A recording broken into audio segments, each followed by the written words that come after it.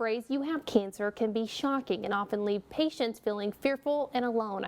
That's why Jawana Washington says her support system and medical team played a large part in helping her navigate her cancer diagnosis. I knew that I was going to do the best I could. My daughter told me when I told her, and she's 12, she's like, "No, Mommy, you're strong. You can do it. You can do anything. You'll be fine." Jawana Washington is a nurse and was diagnosed with colon cancer in her early 40s. So I didn't have very many symptoms or signs initially. The symptoms I did have were very minimal. Jawana is young, healthy, and had no history of colon cancer in her family.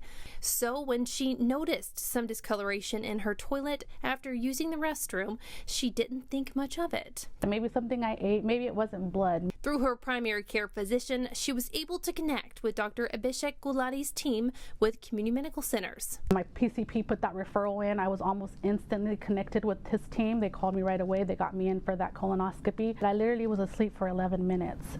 So it took him less than that to find out that there was something wrong. Colon cancer is a type of cancer that starts in the large intestine and typically begins as small benign clumps of cells called polyps that form on the inside of the colon. So when a polyp turns into cancer, that's when biologically they start changing the function of the colon one way or the other.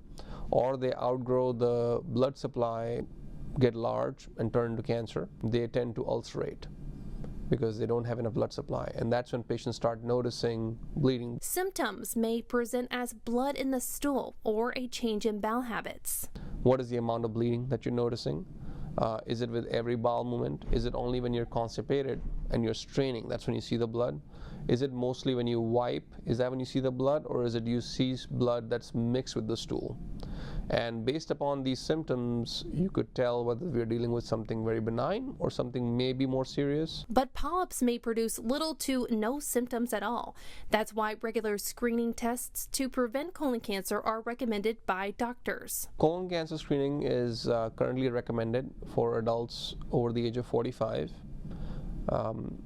And there are several ways to get colon cancer screening done. There are some stool-based testing, and then from the stool-based testing onwards to a CT scan that can actually detect polyps, to a colonoscopy or sigmoidoscopy. Treatments like surgery, radiation therapy, and even drug treatments like chemotherapy are available if diagnosed with colon cancer to help control the disease.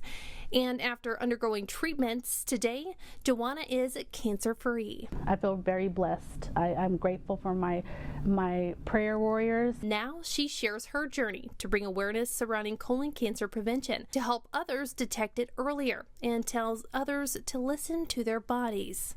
Our body is very well designed, and it gives you signs when things are not right. When something is not right, your body will tell you.